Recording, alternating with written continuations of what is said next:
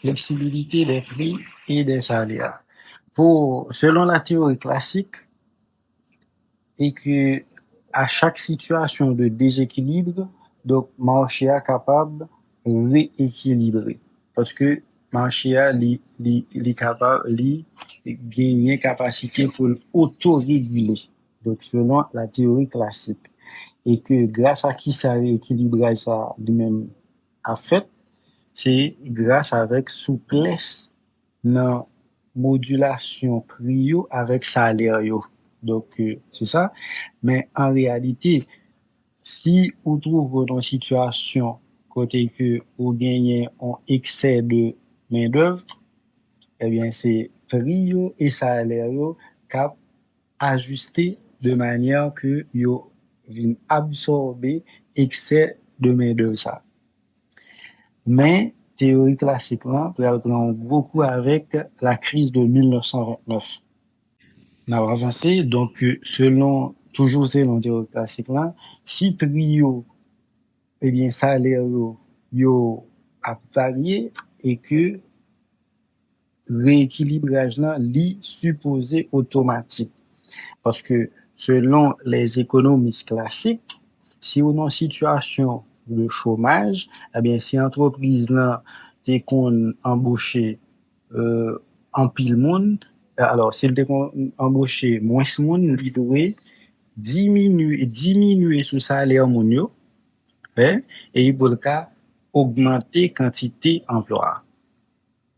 Donc, de façon plus claire, qui ça théorie classique là prenait, si on entreprise t'es qu'on embaucher 1000 moun, eh bien, comme il était qu'on embauché 1000 moun, on dit que était qu'on embauché 1000 moun à $1000, eh bien, comme nous en situation de chômage, eh bien, l'entreprise là, lui-même, est capable d'embaucher, on dit que l'a embauché 500 moun, mais pas à $1000, à $500. Donc, là, ça, tout le monde qui pas d'accord travaille avec un salaire horaire inférieur, eh bien, ils tombé automatiquement dans une situation de chômage volontaire selon la théorie classique. Que pour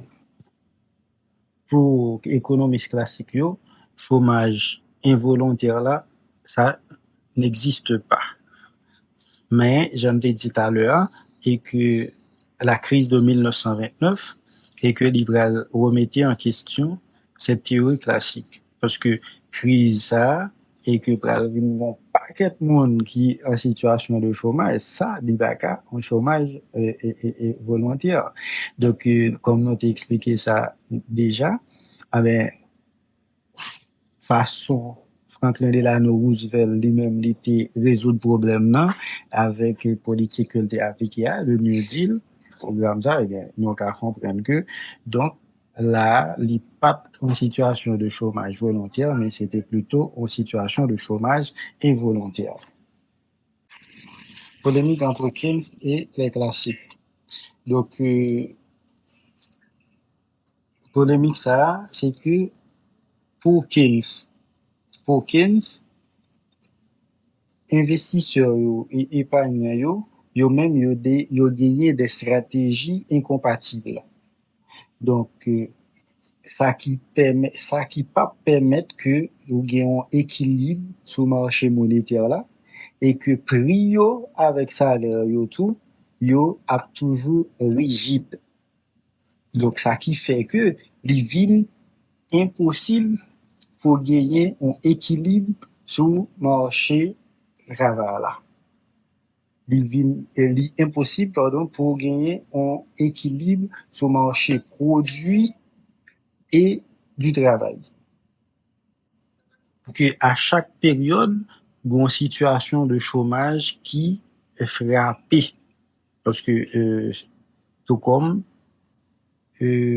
situation crise 1929 là. Donc on arrive dans une situation côté que où ou dans une situation côté que moun yo pas ka joindre travail. Moun yo disponible pour le travail, mais yo pas ka joindre travail. Donc là, c'est ça que fait, parler de chômage et volontaire là, on dit genre compliqué, mais c'est la polémique entre Keynes avec classique.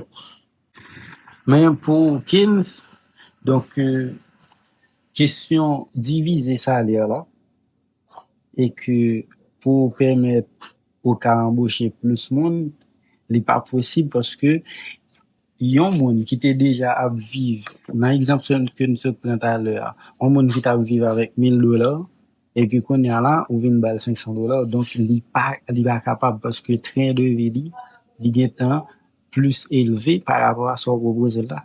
Il pas capable. Pièce monde pas accepter ça et surtout dans une situation côté que l'inflation a augmenté et puis qu'on est mais voilà, on a quand vivre avec $1000 chaque mois et puis ou dire comme ça ou proposer $500, donc pièce monde va accepter dans une situation comme ça.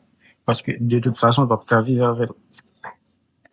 On voit ensemble quelques concepts clés sous notion salaire là, qui c'est salaire nominal d'abord, le salaire nominal. Le salaire nominal, c'est le salaire effectivement perçu par le salarié. C'est-à-dire, c'est ça, salarié à lui-même, il travaille pour lui. Donc, en échange de force de travail, il y a le salaire ça. Donc, nous avons le salaire nominal, mais le salaire réel. Le salaire réel, c'est le salaire déflaté. Le salaire réel. Salaire réel, c'est le salaire nominal déflaté. Hein? C'est-à-dire le salaire nominal divisé par l'indice des prix. Donc, ce qui représente le pouvoir d'achat de l'individu, de l'employé, du salarié. Ouais? Donc, salaire réel là, eh bien, c'est salaire nominal là, divisé par l'indice des prix, pour capable de joindre vrai salaire maintenant. Donc, taux de salaire réel. Taux de salaire réel. C'est quoi le taux de salaire réel? Le taux de salaire réel, mesurer salaire réel là par heure de travail, c'est-à-dire par heure travaillée par le salarié. Okay? Donc, le taux de salaire réel. Yo parlé tout de taux de salaire horaire déflaté. Taux de salaire horaire déflaté. Le salaire d'équilibre. Salaire d'équilibre. Qu'il est, vous parlez de salaire d'équilibre. Ou dans situation de salaire d'équilibre, lorsque l'offre et la demande sont égales. Donc, à chaque fois, on parle de équilibre, eh bien, c'est offre et demande là qui pour égal. Sur marché, bien et service, offre de biens et demande de biens et services, donc, ils sont égales. Sur marché et d'échange, c'est même bagaille. Et là, nous parlons de également comme concept clé salaire minimum. Le salaire minimum. Le salaire minimum, c'est un salaire plancher, c'est-à-dire un salaire côté que pièce employeur ou bien pièce entreprise pas capable de payer un employé ou bien un salarié plus bas que ça. C'est-à-dire son salaire que l'État les fixé. L'État fixé salaire là, ça son salaire plancher. Pièce monde pas gain doit toucher plus petit que ça. Donc nous en Haïti donc c'est on parler de salaire minimum et c'est généralement c'est l'État qui fixe salaire minimum là, et que pièce monde pas doit toucher plus petit que salaire ça selon principe. On rappelle sur question chômage là. Selon Keynes, le chômage est involontaire, alors que selon les économistes classiques ou selon la théorie classique, le chômage est volontaire.